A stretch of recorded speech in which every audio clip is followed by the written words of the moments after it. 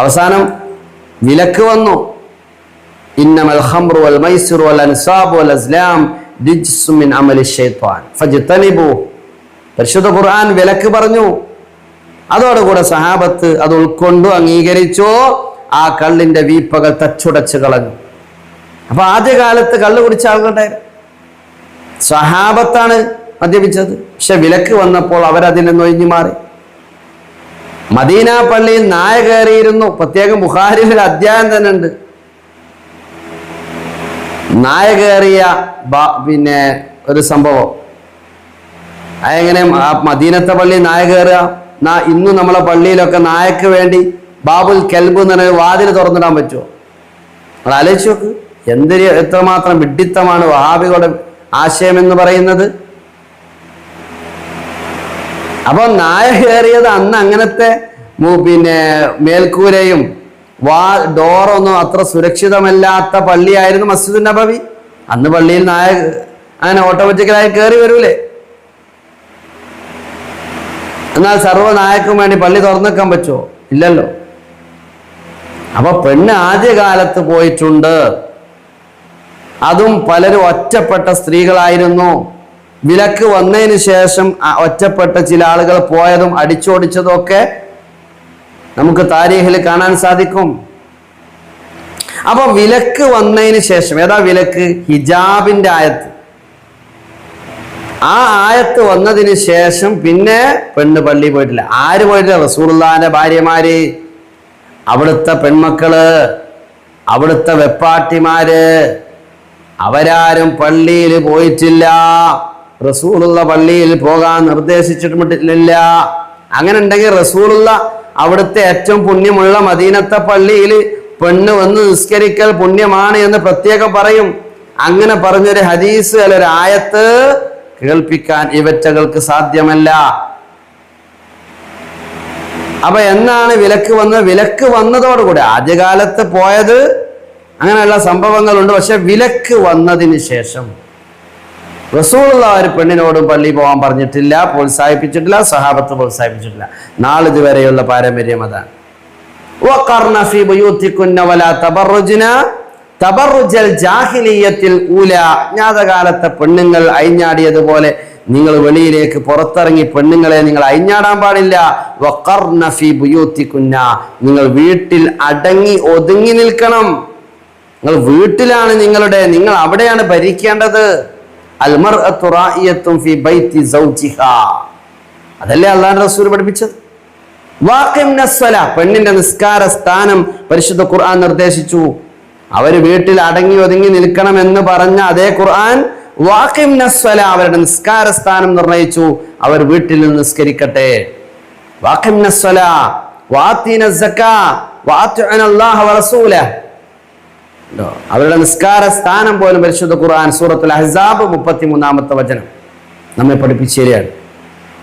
ഇനി നിങ്ങൾ നോക്ക്. യാ അയ്യുഹല്ലദീന ആമനൂ ഇദാ നൂദിയ ലിസ്സലാത്തി മിൻ യൗമിൽ ജുമുഅത്തി ഫസഊ ഇലാ ദിക്രില്ലാഹ്.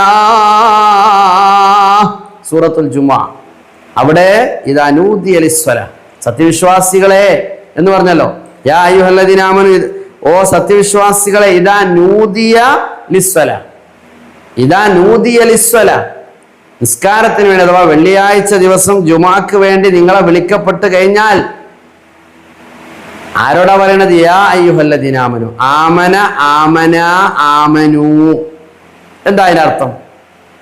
പെണ്ണുങ്ങളെ എന്നാണോ അല്ല ആണുങ്ങളെ എന്നാണോ? ആമന എന്ന് പറഞ്ഞാൽ എന്താ? വിശ്വസിച്ച ഒരു പുരുഷൻ. ആമന വിശ്വസിച്ച 2 പുരുഷന്മാർ, ആമനു വിശ്വസിച്ച പല പുരുഷന്മാരും. അവരോടാണ് ഖിത്താബ്. ഈ ആയത്തിനെ വിശദീകരിച്ച മഹാന്മാരായ ഇമാമിങ്ങൾ എന്തു പറഞ്ഞു? അതല്ലേ നമ്മൾ നോക്കേണ്ടത്. അപ്പൊ ജുമുഅ നിർബന്ധം ആർക്കാണ്? ഇനി ഏതെങ്കിലും വഹാബി പറയോ അവർ ആദ്യകാലത്ത് പുണ്യാണ് സുന്നത്താണെന്നൊക്കെ പറഞ്ഞത് മാറ്റിട്ടോ? ഇപ്പം ഏതെങ്കിലും ഒരു വഹാബിനോട് ചോദിച്ചു നോക്കി നിങ്ങള്, പെണ്ണുങ്ങൾക്ക് ജുമുഅ നിർബന്ധമുണ്ടോ? ഇല്ല എന്നല്ലാതെ അവർക്ക് ഉണ്ട് എന്ന് പറയാൻ കഴിയൂല. ഒരടപ്പാട്ട് വരും ജുമാ. ഇപ്പം അവരെ കൂട്ടത്തിൽ തന്നെ ചില പെണ്ണുങ്ങൾക്ക് ഒരു വലിയ നിർബന്ധം പോലെ കൊണ്ടു നടക്കും. സുന്നികൾ അതിനൊന്നും സമ്മതം കൊടുക്കണില്ല. ജമാഅത്ത് വലിയ നിർബന്ധം. ഇവിടെ നമുക്ക് ഇവിടുന്ന് കുറച്ച് മുന്നോട്ട് പോയാൽ കൊടിയത്തൂർ കഴിഞ്ഞാൽ കക്കാട് പലപ്പോഴും ഞാൻ കണ്ടിട്ടുണ്ട്. നിസ്കാര കുപ്പായിട്ട് സ്ത്രീകൾ ഓടി വരിക പള്ളിയിലേക്ക്, വലിയെന്തോ കാര്യമാക്കി പോവുക. അന്യ ആണുങ്ങൾ ഒരുമിച്ച് കൂടുന്ന പള്ളിയിലേക്ക് അവര് മുഖ്തലിത്തായി ഒരുമിച്ച് പോവുകയാണ്. പള്ളിയിലേക്ക് കഴിഞ്ഞതിന് ശേഷം ഒരുമിച്ച് ഇറങ്ങിപ്പോരാണ്. ഇത് വയല് കേൾക്കാൻ പോണ മാതിരിയല്ല, ഇൽമിന്റെ സദസ്സിലേക്ക് പോണ പോലെയല്ല. ഇൽമു ത്വലബുൽ ഇൽമി ഫരീദത്തുൻ അലാ കുല്ലി മുസ്ലിമിൻ വ മുസ്ലിമ എന്ന് ഹദീസിലുള്ളതാണ്. ആണും പെണ്ണും നിർബന്ധമായ കാര്യമാണ് ഇൽമു പഠിക്കൽ. അത് ഇങ്ങോട്ട് കൊണ്ടുവന്ന് തരൂല, അത് അങ്ങോട്ട് പോകേണ്ടി വരും. അങ്ങോട്ട് പോയാൽ കിട്ടുന്ന കാര്യമാണത്. അപ്പൊ അതിനങ്ങോട്ട് പോകണം ഇൽമു പഠിക്കാൻ. പള്ളിയിൽ അങ്ങോട്ട് പോകേണ്ട ആവശ്യം നിങ്ങൾക്കില്ല. പള്ളിയിൽ പോയ പുണ്യം, ആ നിസ്കാരത്തിന്റെ കൂലി നിങ്ങൾ പൊരെ നിസ്കരിച്ചാൽ കിട്ടുന്ന മതം പറഞ്ഞത്. ആ മതം പറഞ്ഞത് കേൾക്കാതെയാണ് ഈ പെണ്ണുങ്ങൾ അരങ്ങേറ്റം. അത് ആലോചിച്ച് നോക്ക്. അപ്പൊ എവിടെയാണ് പ്രമാണം? എവിടെ നിൽക്കുന്നത്? പ്രമാണം വേണ്ടേ? അങ്ങനെയാണെങ്കിൽ തന്നെ ഇവര് പറയുന്നതാണ് ശരിയെന്ന് പ്രമാണം വേണ്ടേ? ഒരൊറ്റ വഹാബിക്ക് പറയാൻ കഴിയില്ല സ്ത്രീകൾക്ക് ജുമുഅ നിർബന്ധമാണെന്നോ സുന്നത്താണെന്നോ അവർക്ക് പറയാൻ സാധ്യമല്ല. ഹദീസു ഷരീഫിൽ കാണാം, ഹബീബ നബി സല്ലല്ലാഹു അലൈഹി വസല്ലം തങ്ങൾ പറയുന്നുണ്ട്, ജുമുഅ നിർബന്ധമായ ആളുകൾ ആരാണ്? പുരുഷന്മാർക്ക് ജുമുഅ നിർബന്ധമാണ് എന്ന് പറഞ്ഞുകൊണ്ട് ഇല്ല അലൻ നിസായി, പെണ്ണുങ്ങൾക്കില്ല, വസ്ബിയാനി, കുട്ടികൾക്കില്ല, വൽ മുസാഫിരി, യാത്രക്കാരനില്ല, വൽ അബീദി, അടിമക്കില്ല, ദൂനൻ നിസായി വൽ അബീദി വസ്ബിയാനി വൽ മുസാഫിരി യജിബു അലാ കുല്ലി മുസ്ലിമിൻ, എല്ലാ മുസ്ലിമിനും നിർബന്ധമാണ് ജുമുഅ എന്ന് പറഞ്ഞുകൊണ്ട് അള്ളാഹുവിന്റെ റസൂല് പറയാണ്, ദൂനൻ നിസാ, പെണ്ണിന് ജുമുഅ നിർബന്ധമല്ല. വസ്ബിയാൻ, കുട്ടിക്ക് ജുമുഅ നിർബന്ധമില്ല. വൽ മുസാഫിരി, യാത്രക്കാരന് ജുമുഅ നിർബന്ധമില്ല. വൽ അബീദി, അടിമക്ക് ജുമുഅ നിർബന്ധമില്ല. അപ്പൊ 4 വിഭാഗം ആളുകൾ ജുമുഅയുടെ നിർബന്ധത്തിൽ നിന്ന് ഒഴിവാണ്. പിന്നെ ഇത്ര ഗതികെട്ട് പ്രയാസപ്പെട്ട് കഷ്ടപ്പെട്ട് പെണ്ണെന്തിനാ പോകുന്നത്? ഇവിടെ ലിബറലിസം, ഫെമിനിസം അവരോട് ചോദിക്കുകയാണ്, ഈ പെണ്ണിനെ എന്തിനാണ് ഇത്ര കഷ്ടപ്പെടുത്തി? അവര് ഒരുപാട് തിരക്കുള്ള ആളുകളാണ്. വീട്ടില് ഭർത്താവിന് ഭക്ഷണം, മക്കൾക്ക് ഭക്ഷണം, മക്കളെ പഠനം, അതുമായി ബന്ധപ്പെട്ട വീടുമായി ബന്ധപ്പെട്ട ഒരുപാട് ജോലികൾ. അവർ പുരുഷന്മാരെ പോലെയല്ല. ഹദീസിൽ പോലും കൃത്യമായി പറഞ്ഞു, ഹുന്ന നാഖിസാത്തുൻ അഖിലൻ വദീന, അവർക്ക് മതചിട്ട കുറവാണ്. പുരുഷന്മാരെ പോലെ തന്നെ ആരോഗ്യമോ അല്ലെ ബുദ്ധിയോ മറ്റു കാര്യങ്ങളോ ആ വിഷയത്തിലൊക്കെ അവര് വീക്കാണ്. അത് എത്ര പറഞ്ഞാലും അങ്ങനെ തന്നെയാണ്. അതിന്റെ പേരിൽ ആധിപത്യം എന്ന് പറയാൻ പറ്റൂല. അല്ലാഹു തആല ഖുർആനിൽ തന്നെ പറഞ്ഞത് വലൈസ ദക്കറു കൽ ഉൻസ, ഇവിടെ ഫെമിനിസ്റ്റുകൾ ആണും പെണ്ണും ഒന്നാണ്. അതെങ്ങനെ ഒന്നാവുക? 2 രണ്ടെണ്ണല്ലേ? ഒന്ന് പരിശോധിച്ചാൽ തന്നെ 2 സാധനല്ലേ, പിന്നെ എങ്ങനെ ഒന്നാവുക?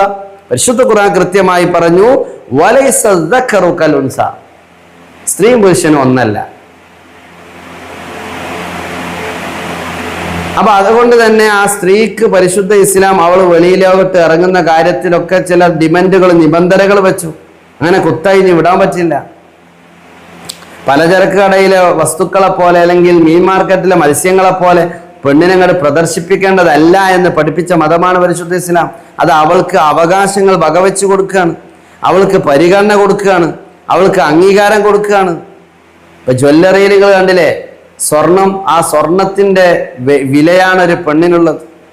അവളെ പർദ്ദയുടെ അല്ലെങ്കിൽ അവളെ ഹിജാബിന്റെ ഉള്ളിലാക്കിയിട്ട് അവൾക്ക് പ്രത്യേകമായ പവറും വിലയും അഭിമാനവും നൽകുകയാണ്. ജ്വല്ലറിയിലെ ഈ സ്വർണം ഇങ്ങനെ പച്ചയിൽ തുറന്നിടുവോ? അത് പ്രത്യേക ലോക്കറിലാണുള്ളത്, പ്രത്യേക അറകളിലാണ് അത് സൂക്ഷിക്കുന്നത്. അത്ര വില അതിനുണ്ടെങ്കിൽ അതുപോലെയാണ് പെണ്ണിന് ഇസ്ലാം ആ വിഷയത്തിൽ കൊടുത്ത വേഷവിധാനം. അതിലെന്താ ഇത്ര അരോചകമുള്ളത്? അപ്പൊ ഈ ഫെമിനിസ്റ്റുകളുടെ, ഈ യുക്തിവാദികളുടെ ലിബറലിസത്തിന്റെ ഭാഗത്ത് നിന്ന് വന്ന ചോദ്യമാണിത്. അതിന് കൂടെ സപ്പോർട്ട് ചെയ്ത് അവരും കൂടി നമ്മളെ കൂടെ ഉണ്ടല്ലോ, അതുകൊണ്ട് നമ്മൾ പറയുന്നതാണ് കറക്റ്റ് എന്ന് തോന്നുന്ന വഹാബികളുണ്ടെങ്കിൽ പ്രമാണം കൊണ്ടുവാ. നിങ്ങൾ അള്ളാഹുവിൻ്റെ റസൂലിൻ്റെ കാലഘട്ടത്തിൽ അള്ളാഹുവിൻ്റെ റസൂൽ ഒരു വിലക്ക് ഏർപ്പെടുത്തിയിട്ടുണ്ടെങ്കിൽ അത് നടപ്പിലാക്കണം എന്ന് പറയുന്ന നിങ്ങൾ ഏത് അടിസ്ഥാനത്തിലാണ് ഇത് നടപ്പിലാക്കുന്നത്? ആരാണ് നിങ്ങൾക്കിത് പറഞ്ഞു തന്നത്?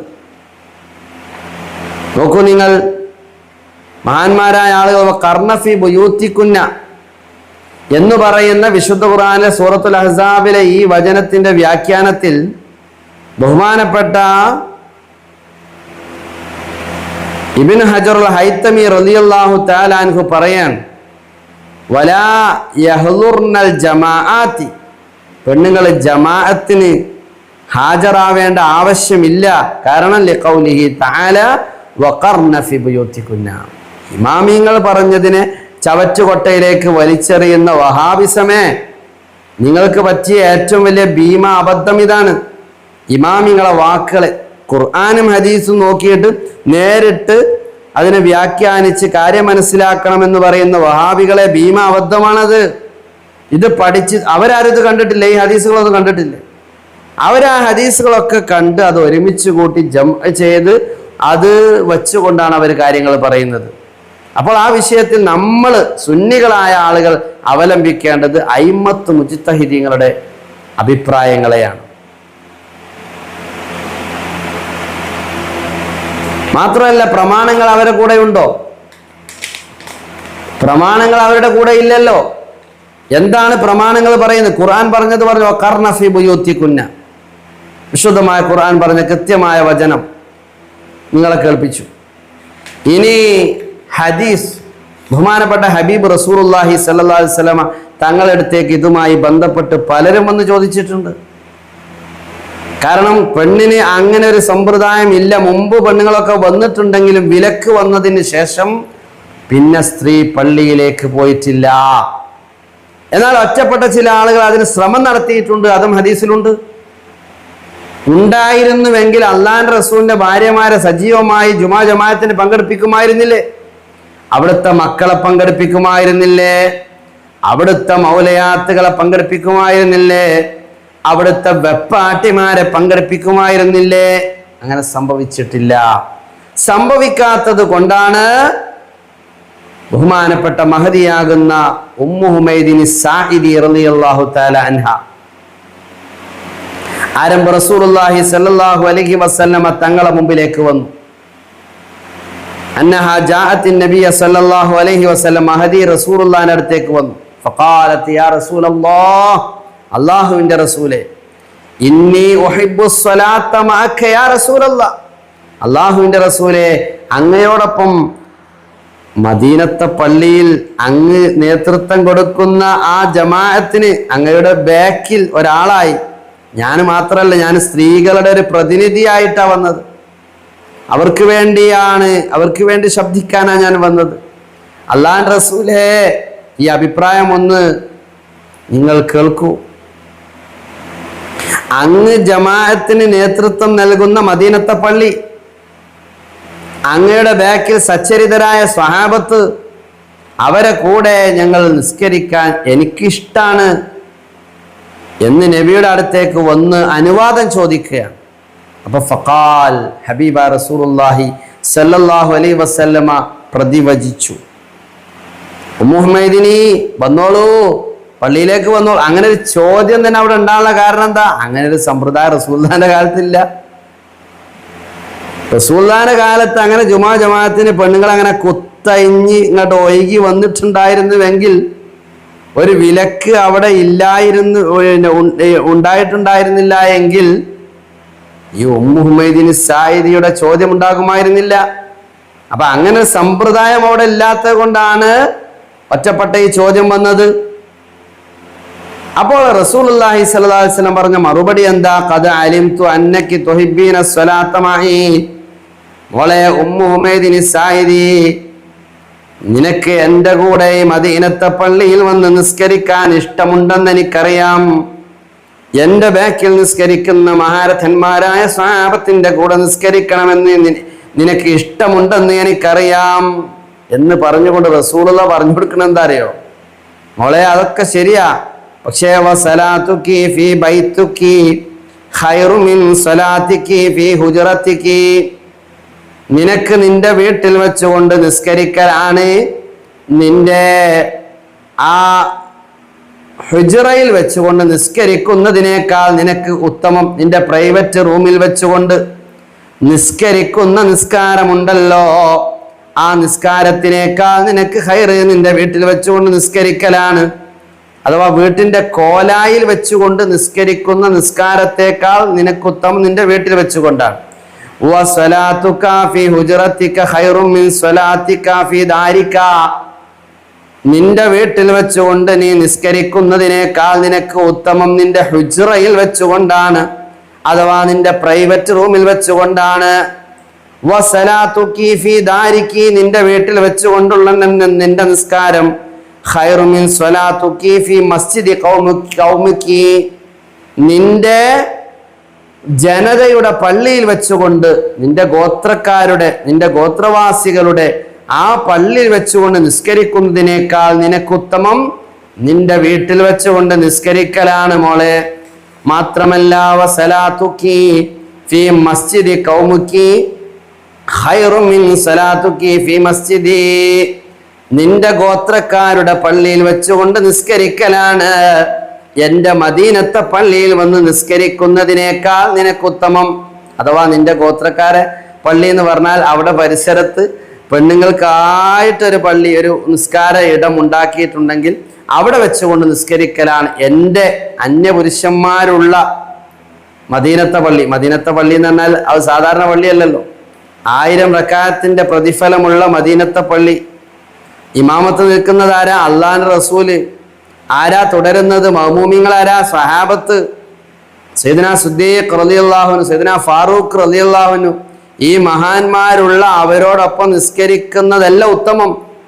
അവരോടൊപ്പം നിസ്കരിക്കുന്നതിനേക്കാൾ എൻ്റെ ഈ പള്ളിയിൽ വന്ന് 1000 റക്അത്ത് പ്രതിഫലമുള്ള പള്ളിയിൽ വന്ന് നിസ്കരിക്കുന്നതിനേക്കാൾ നിനക്ക് ഉത്തമം നിന്റെ പ്രത്യേകമായി നീ തെരഞ്ഞെടുത്തുണ്ടാക്കിയ നിസ്കാര ഇടത്തിലാണ്.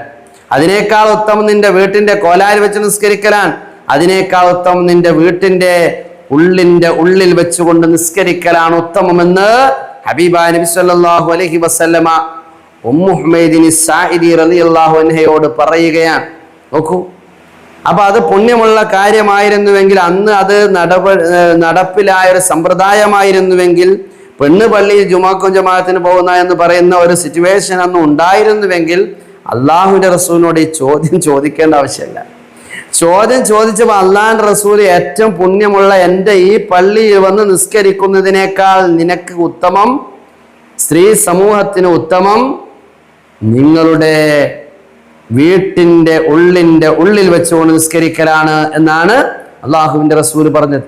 അപ്പൊ ആ കൂലി വീട്ടിൽ നിന്ന് കിട്ടും. ബീവി അസ്മാ റളിയല്ലാഹു അൻഹ വന്ന് ചോദിച്ചല്ലോ പെണ്ണുങ്ങൾക്ക് പ്രതിനിധിയായി.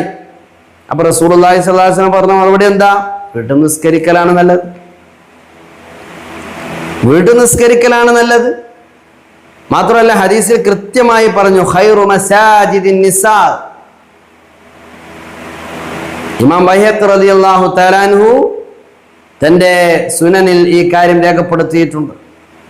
ഖൈറു മസാജിദിൻ നിസാഇ ഖഅറു ബുയൂതിഹിന്ന, സ്ത്രീകളുടെ പള്ളിയിൽ ഉത്തമം, അവർക്ക് ഏറ്റവും ഉത്തമം ഖഅറു ബുയൂതിഹിന്ന, അവരുടെ വീട്ടിന്റെ ഉള്ളറയാണ്, അവരെ വീട്ടിന്റെ ഉള്ളിൽ വെച്ചുകൊണ്ടാണ്.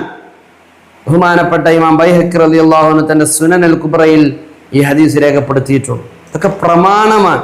അപ്പൊ പെണ്ണുങ്ങൾ പള്ളിയിൽ പോയ സംഭവം, അവിടെ തൂണിൽ അവര് കയറ് കെട്ടി അവിടെ വിശ്രമിച്ച സംഭവം, ഖുർആൻ ആയത്തുകൾ കേട്ട സംഭവം, അതൊക്കെ പള്ളിയിൽ ജുമുഅക്കും ജമാഅത്തിന് വന്നതാണ് എന്നതിന് ഒരു തെളിവും ഇവിടെയുമില്ല. എന്നാൽ ഒറ്റപ്പെട്ട ചില സംഭവങ്ങൾ ഉണ്ടായത് അത് വിലക്കുകൾ ലംഘിച്ചുകൊണ്ടാണ്. വിലക്ക് അവിടെ നിലനിൽക്കുന്നുണ്ട്. വിലക്ക് വന്നതിന് ശേഷം ബഹുമാനപ്പെട്ട സ്വഹാബത്ത് അല്ലെങ്കിൽ നബിയുടെ ഭാര്യമാര്, അവിടുത്തെ പെൺമക്കള് ജുമുഅക്കോ ജമാഅത്തിനോ പങ്കെടുത്തിട്ടില്ല. മാത്രമല്ല ഇവിടെ മഹാന്മാരായ ഇമാമിങ്ങൾ കൃത്യമായി അത് വിശദീകരിച്ചിട്ടുണ്ട്. പെണ്ണിനെ ആണുങ്ങളെ പോലെ മുഅക്കദായ സുന്നത്തില്ല എന്ന് മാത്രമല്ല, പെണ്ണിനെ അന്യ പുരുഷന്മാരുള്ളോടത്ത് പങ്കെടുക്കുക, ജുമാക്ക് ജമാഅത്തിന് പോവുക എന്നുള്ളത് കറാഹത്താണ്. എന്നാൽ ഫിത്തിനയെ ഭയപ്പെട്ടാൽ ഹറാമുമാണ്. ഇതാണ് അന്നും ഇന്നും സമസ്ത പറഞ്ഞ നിലപാട്. അപ്പൊ അവർക്ക് പുണ്യല്ല എങ്കിൽ പിന്നെ എന്തിനാണ് ഇത്ര കഷ്ടപ്പെട്ട് പോകുന്നത്? ഇന്നിപ്പോ ഫെമിനിസ്റ്റുകൾ അവരുടെ ലക്ഷ്യം എന്താണ്? ഇസ്ലാമിനെ ഒന്ന് വിമർശിക്കുക എന്നുള്ളതാണ്.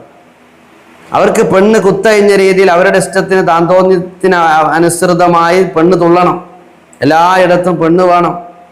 അത് അവരുടെ ആഗ്രഹമാണ്.